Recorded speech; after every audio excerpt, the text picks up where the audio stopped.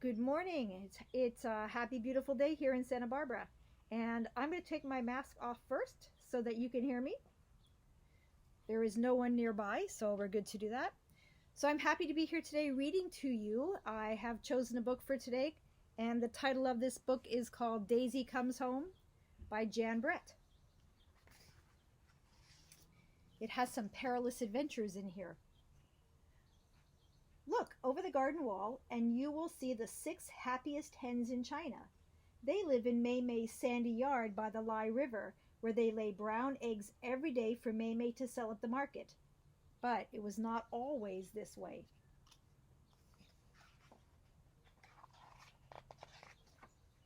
Once upon a time, the smallest hen, the one Mei Mei called Daisy, was picked on by all the others. This is hard to imagine because Mei Mei was known far and wide for her happy hens. She gave them treats, she put fresh hay in their nests, she gave them baths when they fell in black mud, and when she called goo goo goo goo goo, all the hens would run to her as fast as their legs could carry them. Even Mei Mei's egg baskets were painted with big red characters that read, "Happy Hens," and she tried to make it so.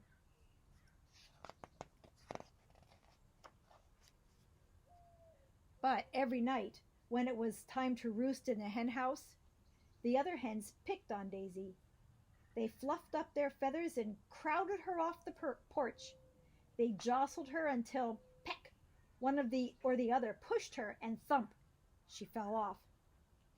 Then the hens tucked their heads into their feathers and went to sleep, while poor little Daisy was stuck down on the damp mud floor, shivering cold until morning.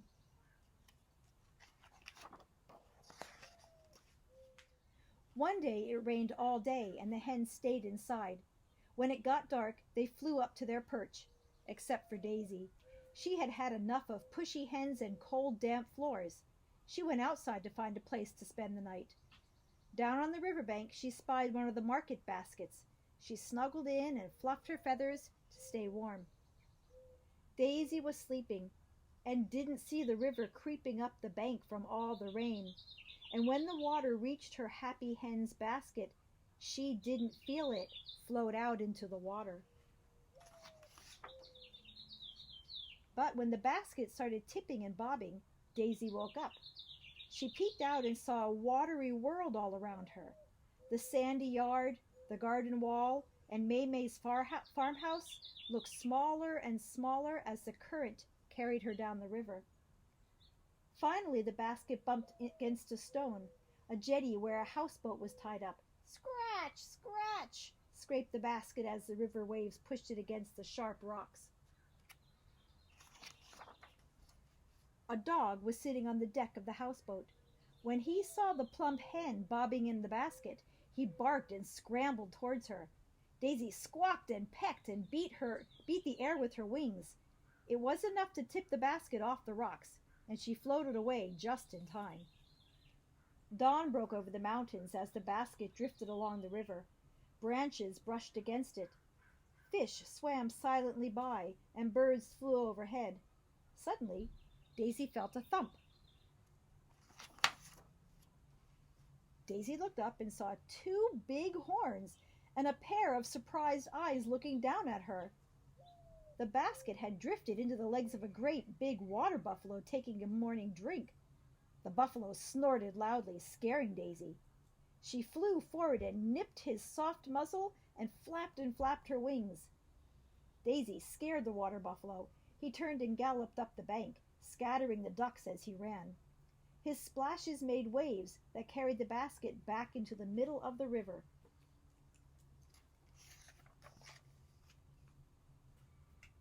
Daisy traveled along all day until her basket was hooked by the roots of a banyan tree where a troop of red-tailed monkeys lived. The curious monkeys eyed Daisy and climbed down for a closer look. Daisy froze as one monkey crept up to the basket and reached in. Daisy flapped and pecked and nipped and squawked. The startled monkey pushed the basket away. It broke loose from the trees and floated on down the river. Daisy wondered what would happen next. Up ahead ahead, Daisy saw a fisherman with the cormorants diving all around his bamboo boat. They were catching fish and taking them to him for a reward. The fisherman felt a soft bump behind him. Thinking it was a cormorant, he reached back and grabbed. How surprised he was to see that he was holding a hen instead of a cormorant. "Finders keepers," he exclaimed. "Little fish, big fish, silver fish, white fish. That's what I sell at the market. But today I will have a tender young chicken." He put a net over the basket and headed to shore, with poor Daisy inside. At home, May looked all day and all night for her little Daisy. She wasn't in the hen house. She wasn't behind the farmhouse. She couldn't fly over the wall. Where is she? May wondered, worried all the time about what had happened to Daisy. Finally, she knew that she had to go to the market. With a sad feeling, she packed her eggs in their baskets and started on her way. As the basket swung back and forth, the red characters on the side of her basket made May feel sadder and sadder. "Happy hens," she said aloud to herself. "What about Daisy? Where can she be?" At the market, May found a place and arranged the eggs in clean, sweet-smelling straw. All morning shoppers bought her fresh brown eggs, but she couldn't stop thinking about her little lost hen. May heard a voice calling to her. It was her friend Zhang, yelling from the back of the bike cart. "A fisherman has a happy hen basket," he shouted. "What?" she called, not understanding what he was saying. "A happy hen basket," he repeated. "You better hurry because she's showing off what's inside." "Daisy!" May shouted. May raced to where the fish were sold. There was Daisy, beautiful and plump, in her basket, surrounded by a crowd, all wanting to buy her. "That's my hen!" she cried to the fisherman, but his face was like stone. She pointed to the red characters on the basket. "Happy hens," she said. The fisherman crossed his arms. "Finders keepers," he growled, turning away to sell Daisy. May was about to leave, but her eyes rested on the characters. Happy hens. All she could think about was Daisy in a cooking pot. She squeezed her eyes shut and clenched her fist. She had to do something. "Goo, goo, goo, goo, goo, goo," she called at the top of her voice. And when Daisy heard that, she answered it the way she had every day of her life. She rose up and threw herself against the basket, tipping it over. She ran toward her friend May as fast as her legs could go. Daisy flew onto May's shoulder, and off they went running back to get May's baskets and go home. The fisherman ran after them furious. "Stop!" he yelled at May. "That's my hen!" "Finders keepers," May called over her shoulder. And with Daisy clinging to her, she ran and didn't stop until they were safely home. That night, as the sun went down, Daisy took a place on the roost.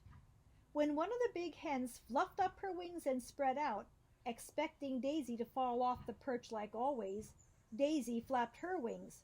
"I learned that from a boat dog," she clucked. Another hen tried to tip her off. She pushed right back. "I scared a water buffalo like that," she squawked. Another hen jostled her. "Peck, peck, peck, peck."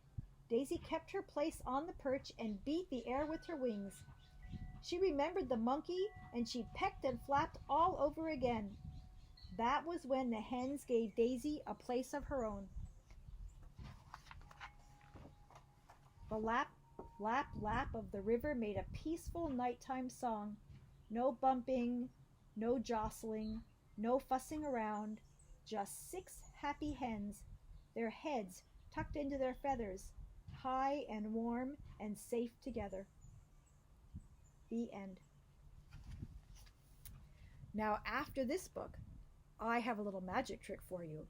So I will get ready with my hocus pocus abracadabra. Are you ready?